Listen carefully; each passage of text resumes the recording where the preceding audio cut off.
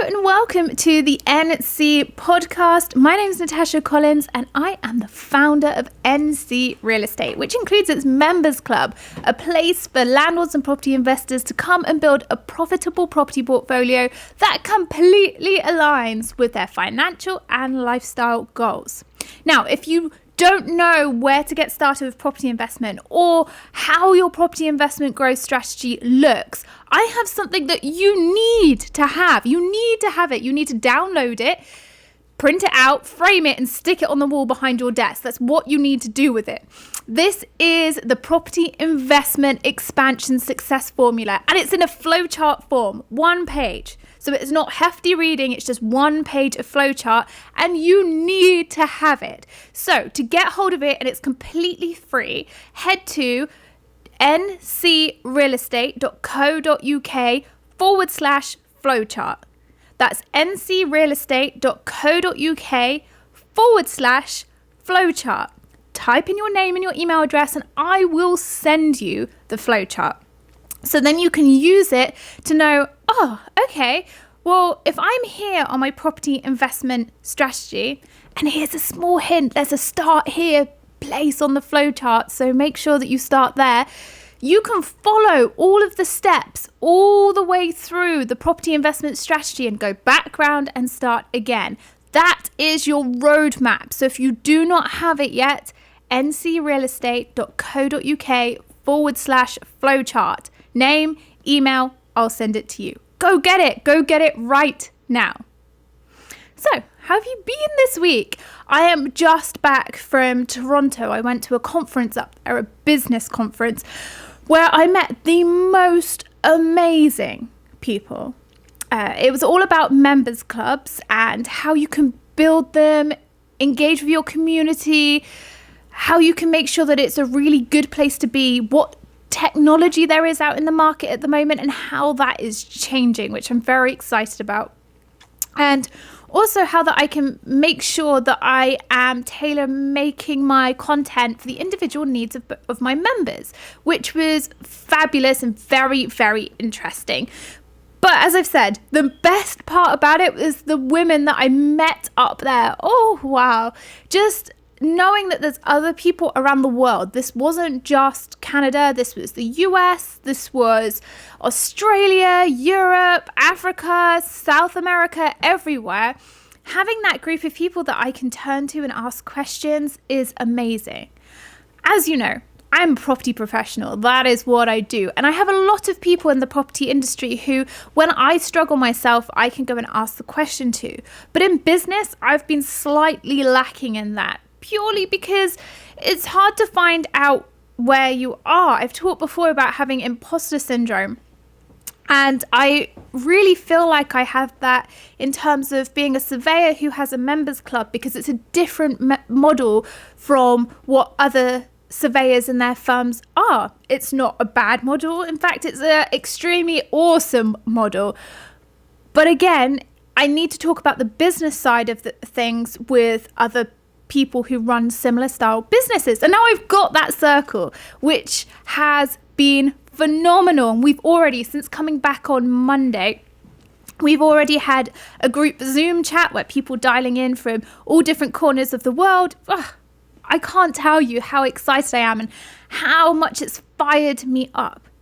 So what I want to share with you is that you need to be finding your community and those people around you who can support you, whether that's people who mentor you and they're paid to do that. That's fine. I have mentors who I pay to, or people who are in the similar situation that you're in, who you can work on things together. However you decide to do it, I really recommend that you start identifying those people who you can surround yourself with, because I've now seen it. It's opened my eyes to the fact that I can move forward quicker, faster, and feeling far more confident if I've got people surrounding me who are just there doing the same thing and there to lift me up the way that I'm there to lift them up too. So I had a great time. I did put out a post beforehand that I was so nervous about going. I get nervous because I'm not the sort of person who likes huge amounts of people in one space for long periods of time. And the conference went on from 9 a.m. in the morning to 9 p.m. at night. It was long, long days. And for me, I really struggle with that. So I was glad that when I got there, I gave myself the time to absorb everything. But in the evening, I'd go back to my hotel room and just chill out or zonk out. I just lie on the bed and go, I just need to sleep for the rest of the night. So on Monday, I had the day off to decompress from the conference and stay in Toronto, and I had a wander around. I got the boat out to the islands and had a wander around to the beach, and then went around downtown Toronto as well. It was beautiful. I would love to go back up there. I really would. Small little side note, for anybody who doesn't realize this, I did not realize this. When I got to the airport, when I got to JFK on Thursday morning, 5 a.m., they stopped me from getting on the flight because I didn't have a Canadian visa. So I have no idea when British people needed a Canadian visa from, but apparently we now do. So if you're thinking of traveling to Canada, make sure you get your ETA. I got in contact with the Canadian embassy in the UK because it's 5 hours ahead, and said, I'm going to Canada. I'm in the US. I've got a flight booked. The flight's leaving in an hour and a half. Please, can I get my ETA? And it's very similar to an ESTA that you need to get into the US. So thank goodness I got that. That's been one of my worst fears, going to an airport and not having a visa for the right country. But I've been in and out of Canada a couple of times, and I don't think I've had a visa to travel into Canada. So I was not expecting it. I'm always expecting to get stopped on the way back into the US because I'm on a B2 visa rather than a permanent working one. And I do often get stopped. Why are you going there? What are you doing? Where's your husband? What's he doing?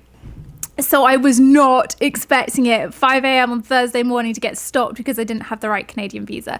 If you are thinking, well, Natasha, I've known about that for ages. Note to myself, I need to start checking more on visa requirements. I just really not even thought about it. So Delta stopped me from getting on the flight until I had a visa. Anyway, it was sorted pretty quickly. I had to pay an admin fee to the embassy, and it was all good in the end. But I think if that's a travel tip that I can give you, always check the visas because apparently they change. Okay, this week I have had 2 people come to me and say they would love to get involved with investing in property, but they don't have the time. And that's 2 separate people on 2 separate occasions, actually within the last 24 hours, which is interesting. It's an interesting stance to take. So they want to be involved with my free community, but they don't have the time to invest in property, or they haven't had the time so far. So today I wanted to go through with you some of the strategies that you can implement if you are thinking, I just don't have the time for it. I would love to be a property billionaire like Donald Trump. If that's your aspirations, I think you're listening to the wrong podcast, but hey. If you've decided that you are going to property investments, what you want, it's going to be the assets that you grow, and this is you're all in, but you're in the back of your mind, you're thinking, but Natasha, I just don't have the time. Let's discuss this. So I want to take you back to a time where I really had a problem with time. Really had a problem with time. And if you've not heard this story before, I want to tell you about the time that I got diagnosed with burnout, and then we'll work forward. So throwback to 2016, probably from about March 2016 onwards, I had started to feel overwhelmed. Now, the previous 3 years to this, my life consisted of the following: wake up at 6, in the gym for 6:30, at my desk at work with a coffee and whatever I was having for breakfast by 8 a.m. I would then work from 8 a.m. through to 6 p.m. I would then either run home or walk home. It was 3 miles to get in my extra exercise. I would then have a bowl of cereal, like scoff down cereal, to be back at my desk at home for 7:30, where I'd be working through my masters and making sure that I was writing revision notes for my APC, which is my assessment of professional competence to become a surveyor. That was my day. 3 years I did that for. And I didn't give myself a day off. So even at weekends, I was still getting up at 6 a.m. and I was going for a run. Or I was doing something. I was working out at home. It was crazy. And then what I'd also do at weekends is I would, in the evenings, because I had to have a social life, I'd go out and inevitably have a bit too much to drink, not sleep it off properly, just force myself out of bed and make myself go again. I lost so much weight. It was unreal. Now you might think, Natasha, that's a really good thing. It's not a good thing. It's not a good thing. I was tiny. I looked unwell. If I look back at photos from that time, gosh, I think, give myself a shake and be like, have time off. But my fear was that I was running out of time to get qualified as a surveyor, running out of time to do my masters, running out of time to figure out what career I wanted to do. And the reason I felt like I was running out of time is because I didn't have any time for anything else. I wasn't giving myself permission for anything else. And I was doing diligently what I thought I should be doing in order to pass the things that I wanted to get so that I could eventually give myself time to do the next thing. Which would mean, okay, just work hard, Natasha. You've not put in enough, so you need to sit at your desk for another hour. Work hard. What was I actually doing? Looking back on it now, I can't actually remember what I was doing. In fact, for me, it was quite an obsessive behavior, and I do suffer with obsessive thoughts and obsessive anxiety. Not at the moment, thank goodness. I'm pretty much okay. But during that time, rather than having obsessive thoughts, well, this could be an obsessive thought. My obsession was that if I did not run my day like that, my life would collapse. That was it. That was all I knew. I had to get my masters. I had to get my APC. I had to be the best in the property industry, and I had to show my worth. And the only way I would do that is by overworking, overcompensating in the gym. You know, why wouldn't I have been able to do my masters, work full time, train to be a surveyor, and still be able to work out twice a day, every day? It was stupid. If you're listening to this and thinking it's a good idea, it's not a good idea. Can I tell you one thing that happened because of it? One thing, and I'm not embarrassed to admit this. This is one thing out of many things. I had precancerous cells in my cervix because I was too stressed. I had to go into a doctor's surgery and have that removed. And do you know what I told myself after I did that? Natasha, you can't give up. Don't go home. Don't go back to bed. I went straight back to my work desk. I lay there and I cried because I couldn't work. So I know all too much how it feels to not have enough time and have that pressure on you when you feel like I can't do anything else. I can't let it in. I can't change my life because I've got these dreams that I can't let go of. Flash forward to 2016. By this point, I'd finished my masters. I'd become a chartered surveyor. My life was actually pretty calm, but what I'd never done is given myself time off. And to compensate for the fact that I didn't have the additional things going on, I would work so hard. And if I didn't have to be at work anymore, I'd be like, right, I'm going out for the night. Come on, girl. Like, honestly, was not giving myself any time off to think about what was next, because I had hit that success that I thought was success, and I didn't know how to move my goal. I didn't know how to move my goal. And then one morning, I'd woken up and I'd said to Chris, I can't move. I don't know how to move. And he looked at me and he's like, what is going on?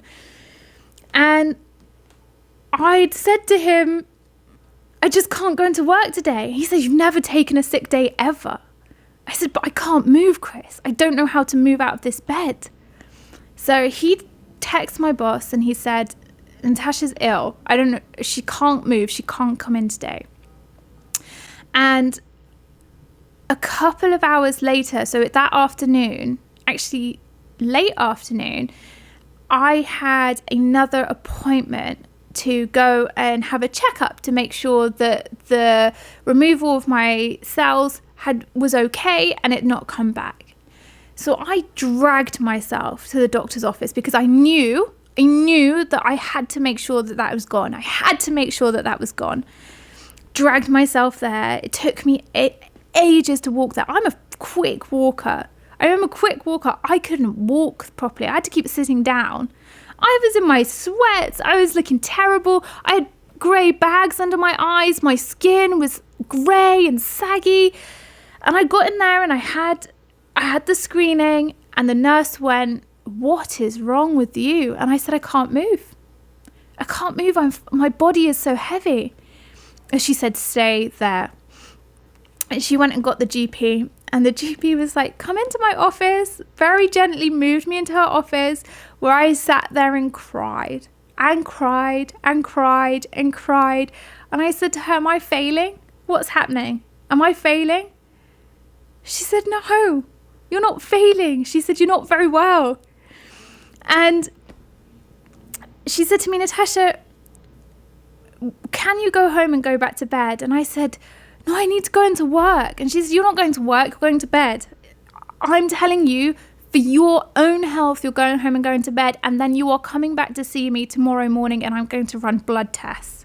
And then we're going to have a conversation, a serious conversation. So the next morning, I went back to the doctors and she said to me, she ran bloods and she said, you're fine. She said, you're burnt out. You have two choices. 1, I sign you off on stress leave for the next couple of months. 2, you hand in your notice. I was like, oh no. Do you know what I did? I went back to work that afternoon. I went back to work and I sat there and I thought about it. Do I actually want to be here anymore? No, I don't. So I handed in my notice, but as part of handing in my notice, I started taking the time to actually think about what I was doing. Now, let's go back to the fact that this whole story came from the fact that I believed I didn't have any time to do anything extra. You believe you don't have any time to invest in property. Take a step back for a second. I realized there and then that I just overcompensate for everything. I do. I seriously do. If I think that I've got nothing on my plate, I'll fill my time. Now, it might not be the same for you. It might be that you're like, well, I'm just stretched. I go from one to the next, to the next thing, to the next thing. But then let me ask you this. How long do you spend on social media a day? How long do you spend scrolling? How long do you spend watching Netflix? Or you come home after work and you just lie on the sofa for 10 minutes? Or maybe maybe after dinner in the evening, you go to the pub for an hour. Or maybe, you fill your time however you fill your time. And I realized that I'd been filling my time with overwork. And one thing I really wanted to do more than anything was start my own business and make sure that I was successful in my own right, not working for anybody else. And the only way that I was going to be able to do that was if I made the time for it, which was why I handed in my notice. Because I had to find the time to do it, but I also had to find the time to recover. That was really important. You can't just go from burnout one day to change your life and think, oh, here I am. It doesn't happen like that. And actually, I got counselling from Lionheart. I think if you remember a couple of months ago, I had Parita on, or a couple of weeks ago maybe, I had Parita on, who is from Lionheart. Lionheart really have helped me over the years. They counseled me through when I failed my APC for the first time. They counseled me through when I had no idea how I was going to get through burnout. And we came up with a solution that I could do anything in 25 minutes. It may seem crazy, but if I could carve out 25 minutes for myself just to do the project that I wanted to work on more than anything, because that was what was going to make me feel satisfied and successful, I was going to be able to build on that from that 25 minutes. And I remember the day, sat in the Brompton Oratory. If anybody's seen the beautiful church down in Kensington, I used to go and sit in the cherry blossoms. It was lovely. And I'd have my counselling sessions on the phone because no one else could hear me. And she would always say to me, you've got 25 minutes to talk to me, and then we're going to work on this for 25 minutes. And that's what I would do. And then that 25 minutes started creeping into my life. 25 minutes to do X, Y, and Z. So everything that I would do, I could get done in 25 minutes. I brought back the exercise to 25 minutes at a time. Just high intensity interval workouts. I could do that. 25 minutes. And then I had permission to stop because I'd achieved that goal. 25 minutes to work on my business. That would be a blog. That would be a post on Facebook. That would be setting up a Facebook ad, for example. And then I could have 25 minutes to work on my property portfolio. Because let me tell you, as well as doing everything that I've just told you I did, I had a property investment portfolio at the same time. And thinking back, I don't know how I fit that into my day. I cannot remember. But I did because I was running it. And so in 25 minutes a day, I managed to start getting my life back on track. I managed to start breaking things down, even as far as I would go to the shops for 25 minutes and just do 25 minutes of shopping and then go home and sit down. And this might sound crazy. And you might be saying to me, Natasha, but I have a full-time job. I have children. I have other priorities that need me. So let's think about this for a second.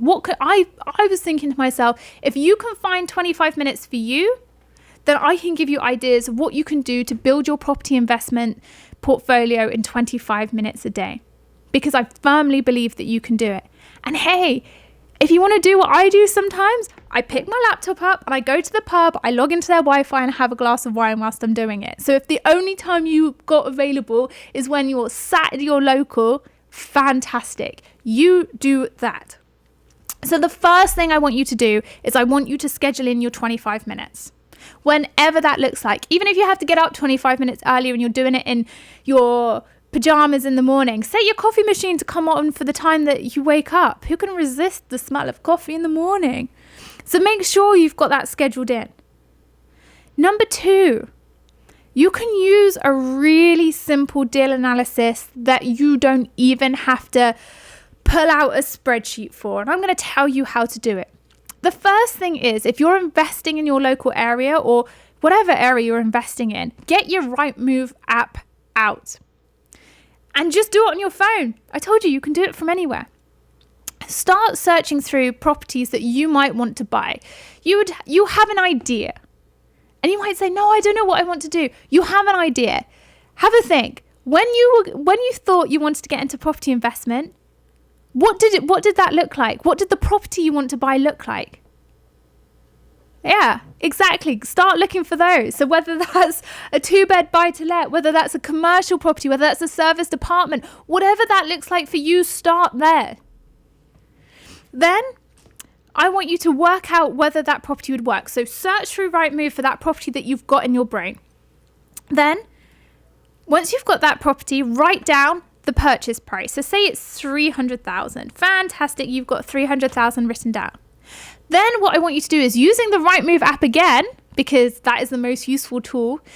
I'm not sponsored by Rightmove, but I should be. Rightmove, hear me. Anyway, side note. So you now are looking at the the rental value for that property. So again, search in the area, search for the number of beds, search for that property characteristic. How much is the rental income going to be? And if you're doing a serviced accommodation, search Airbnb so that you know what it's going to be there. Then with that rental income, I want you to work out what 30% of that is. So 30% of that rental income is going to be your net profit, or at least it should be your net profit. If it's anything less than that, I don't think the deal's worth doing. But just for argument's sake, work out 30% of that. Times that net profit that you've got. So basically it's your gross rental income per month less 70%, which gives you the final 30%. Times that by 12, which gives you the annual net income. Then I want you to divide that by the price that you paid for the property. That gives you your net yield. If your net yield is less than 3%, it's not worth it. So you move on to the next one. But it took me like 2 minutes to explain that for you. You could sit at a pub, you can sit at a bar and you can do that, scroll, even whilst you're waiting for friends to arrive. If you're a passenger in a car, do it whilst you're traveling. If you're on a train, do it whilst you're traveling. If you're on a plane, do it whilst you're traveling. If you're commuting, do it whilst you're commuting. This is such a simple tool, but in 25 minutes, you can get through 5 deal analysis. Keep it simple as well. When you're looking at property investment, I simply want you to think about what property you should buy and where you're getting the money from. 2 things. Yes, you'll have a strategy. Yes, you'll have a goal. But if we break it back so that you don't get overwhelmed, in 25 minutes, you can think about where you're getting the property from and where you're getting the money from. And let me tell you, getting the property is far harder than finding the money. So if you can find a good deal, fabulous. And let me tell you this, in all honesty, if this is the thing that you want to do that's going to completely light you up, you will do it.